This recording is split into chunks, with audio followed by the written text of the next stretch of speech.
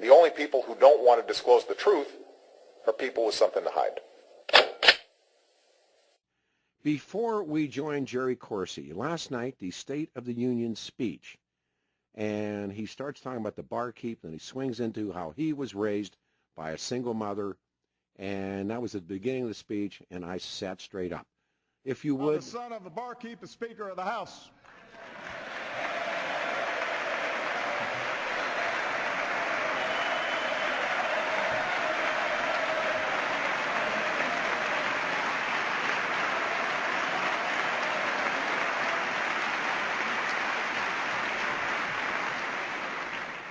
How the son of a single mom can be president of the greatest nation on earth. Wow. Well, ladies and gentlemen, please say good morning. And again, I have this handful of people who have made this radio show what it is and made this show successful. PhD, Dr. Jerry Corsi, Harvard PhD, writer, investigative reporter, longtime friend. And we are going to talk about a couple of different things. But with you right there right now, when I heard that, that really is even a slap in the face of his own official story of being 2.5 or, 2 3/4 and going to the airport to say goodbye to Daddy. So according to the official story, he's not raised by a single mother until, he's 2.5, pushing 3, Jerry?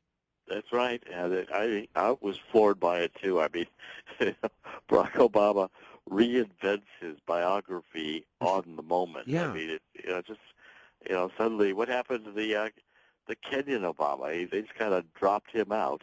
Mm. Of course, Obama says, he's okay, now single mom, so he now admits the parents weren't married and that they never lived together. That's what the INS said. Mm-hmm. And, Obama told his publicist for years that he was born in Kenya and had brochures published to advertise his books saying Kenyan-born Barack Obama. I was thinking, and I was, I'm not any good at this, but I was trying to timeline it. So how old is Barack, forget about a last name, when Stanley Ann, forget about a last name, meets Lolo Sotero? Well, he's, by 4 years old, they're headed to Indonesia, so he must have been in his maybe 3 years old. All right. Right about 3 years old, probably. Right, so there's no single mother then either. She's now married. She got married again. She was, right, exactly. I mean, the truth is, Obama, in one of his moments in Dreams of My Father, where he's lucid, he says he never found a marriage certificate for his mother and the Kenyan. Nobody's ever found that marriage certificate. The INS, the Immigration Naturalization Service, in 1961 said there is no evidence that Barack Obama Sr. and Ann Dunham were married. They did not believe this was Barack Obama Sr.'s child, and that they were going to contest it if the Kenyan tried to use this as an excuse to extend his visa stay. So now so far he is never without a father. Then at one point, I guess, and maybe we'll never know, Stanley Ann, for whatever reasons, doesn't want him with her in Jakarta. And that leads into that Sui Baka moment. Yes.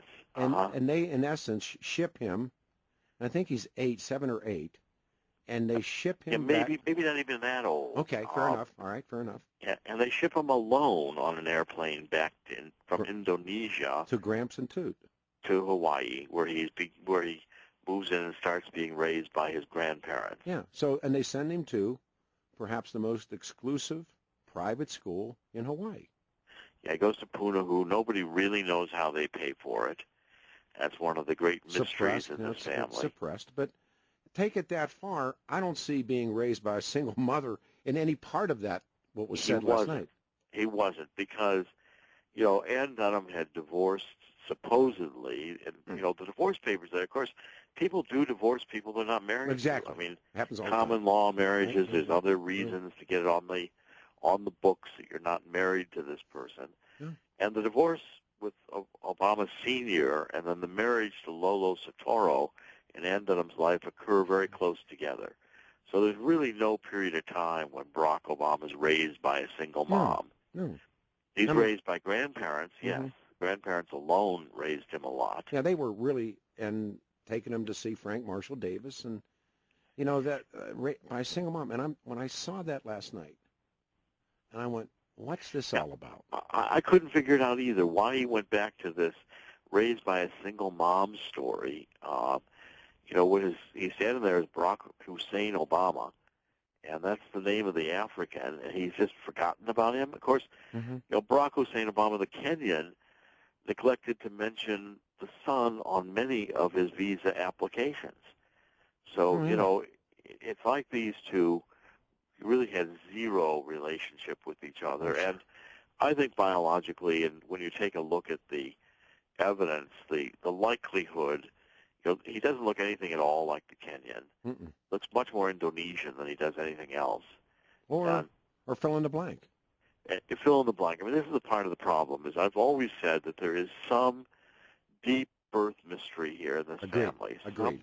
Something that was so horrible or terrible or needed to be covered up that the lies we get look like a intelligence disinformation story. I mean, I last night, really, I settled in and, I'm laying on my couch. I got my cat with me, and that was just the opening line. And I sat up and I thought, right. Wow. And it's missed by everybody except for idiots like you and I. But I thought, well, that's a change in the story. Well, actually, Peter, one of the earlier shows I did this morning, a radio show, mentioned it as well. So it was caught pretty generally across the country. Right. Again, Barack Obama, because I pointed out continuously that Barack Obama fabricates his past for his convenience. Oh, yeah, no, I agree. At the time. Now, as you have done this wonderful work, and others have done all this great work, and Jason Kistner, and, of course, Nick Chase, and the amount of people now joining the investigative movement just exponentially grows larger.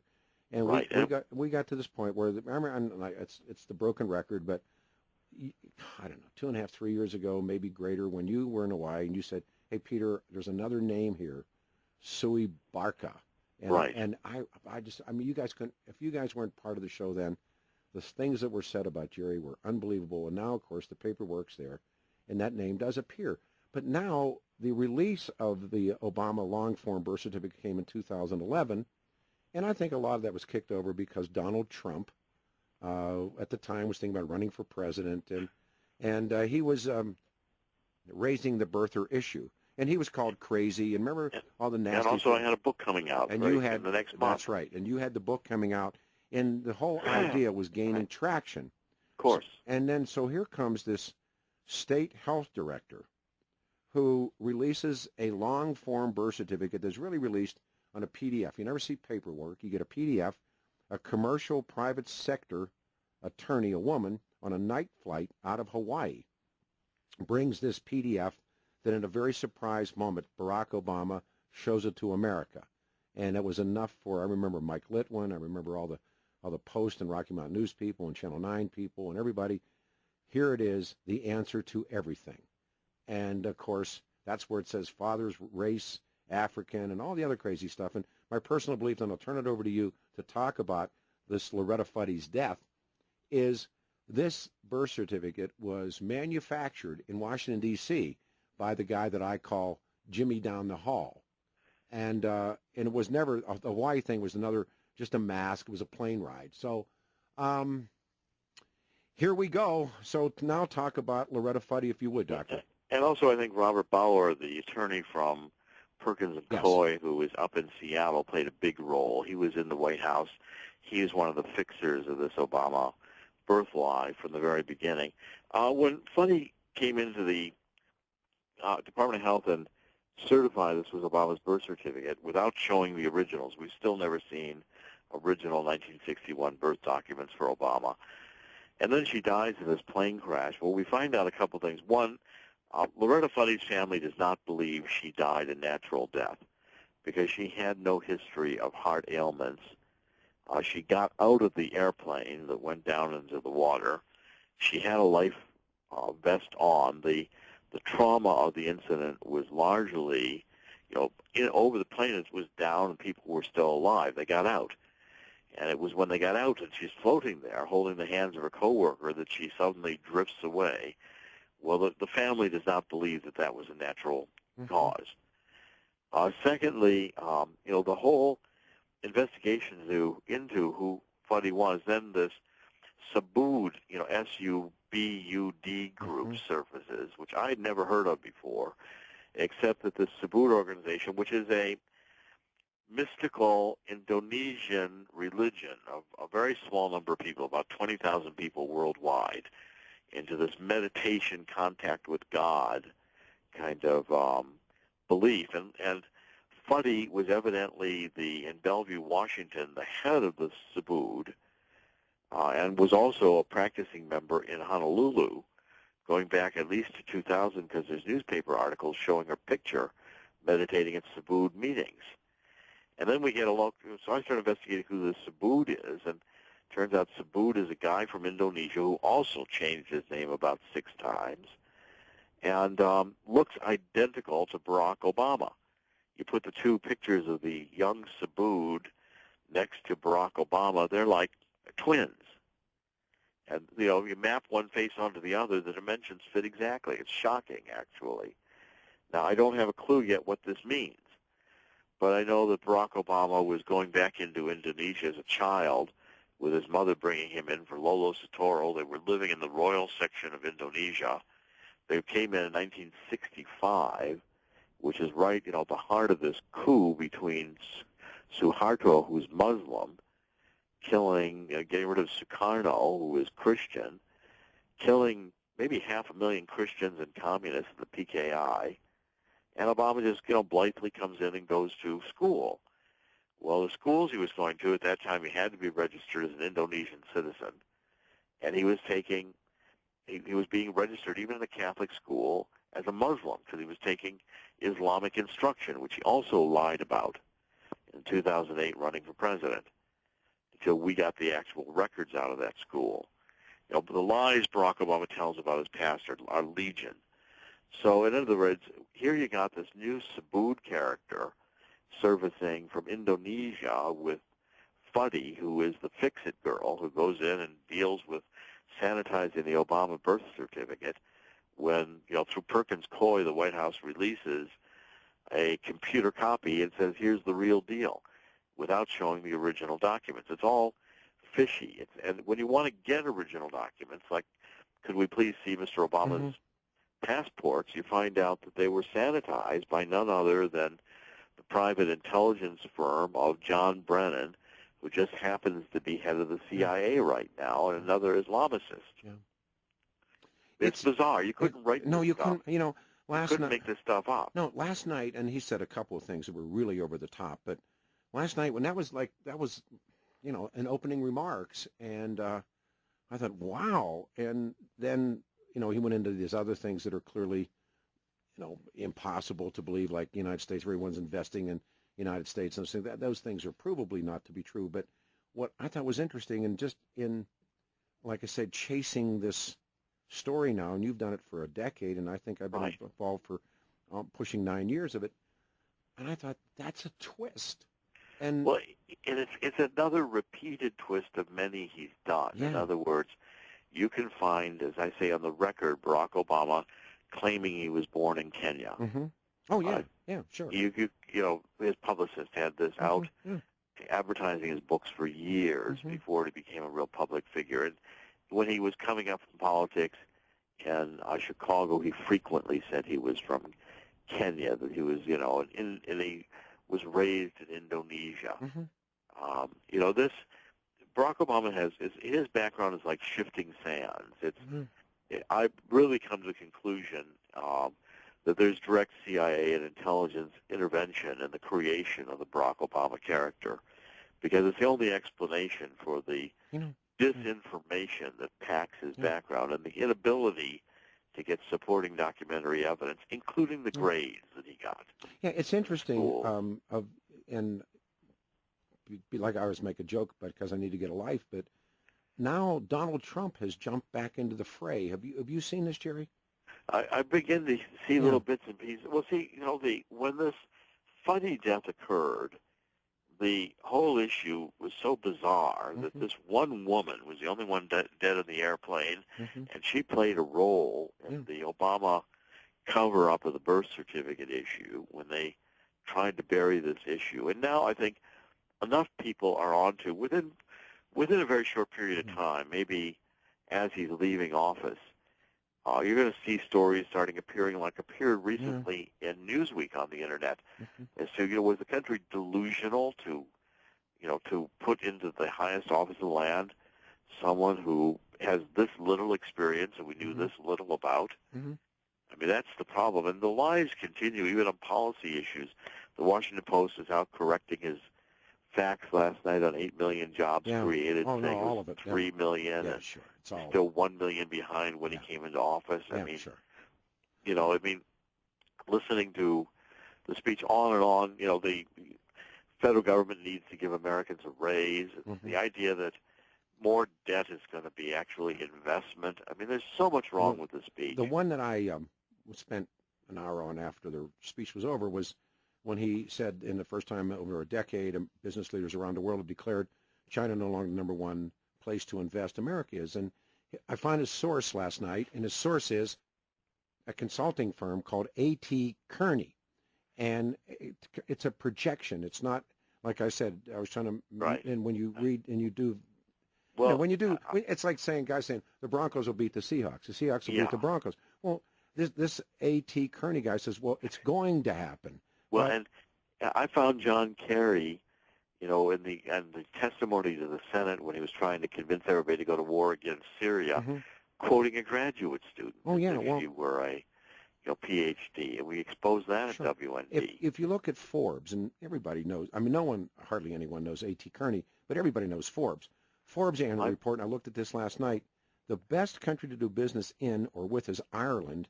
The United States is ranked 14th in Forbes. Well, I mean, I know A.T. Kearney very well. A.T. Kearney is a big and reputable consulting firm, like McKinsey.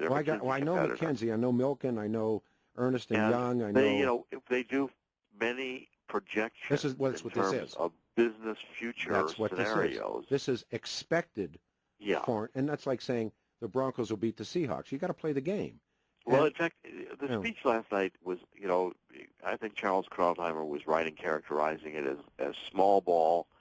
The objectives stated were all, we're down to wanting to raise the minimum wage. What happened to the grandiose second inaugural speech?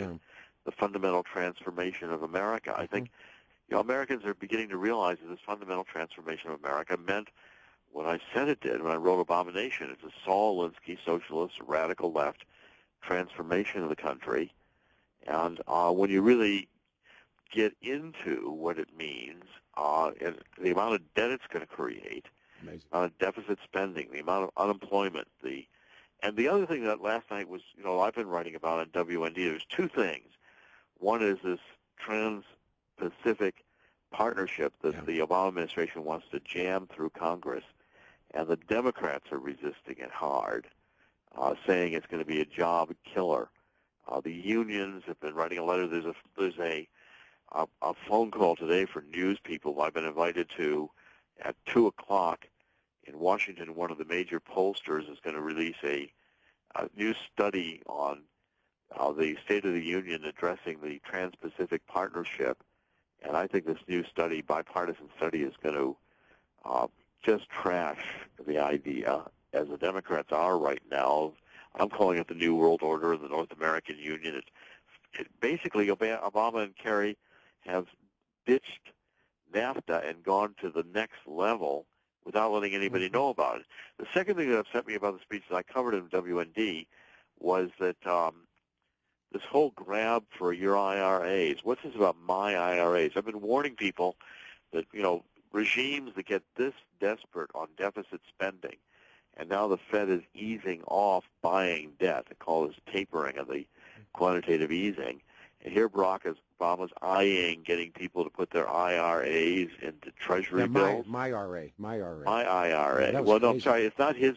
It's my IRA. My IRA. It's that's yours. No, it's called my IRA. Yeah, right. Yeah, my IRA. He's going to try to confiscate everybody's IRAs as T-bills. I was reading that projection, and somebody said, well, they're going to. And I said, no, they can't. And I said, Peter, I'm reading this inside of this. I don't know why I'm reading Asian history right now, but I'm pulled into it. And one of the themes that emerges in the middle 40s in America is it can't happen here. Right. It can't happen here. And in fact, it's happening here. Well, you know,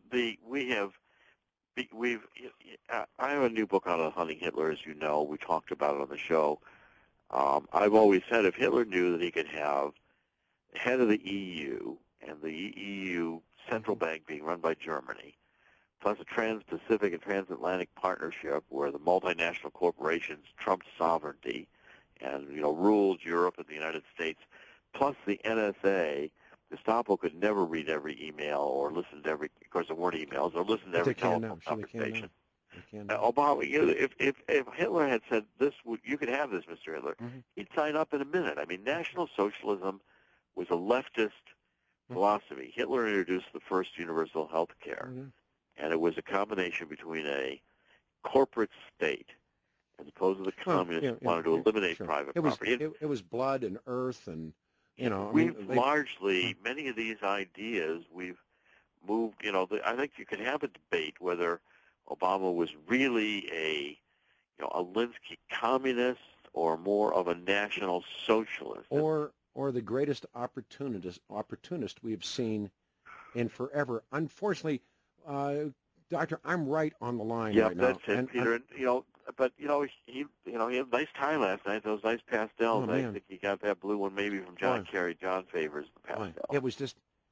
But I thought about this, and I thought about now the story, and.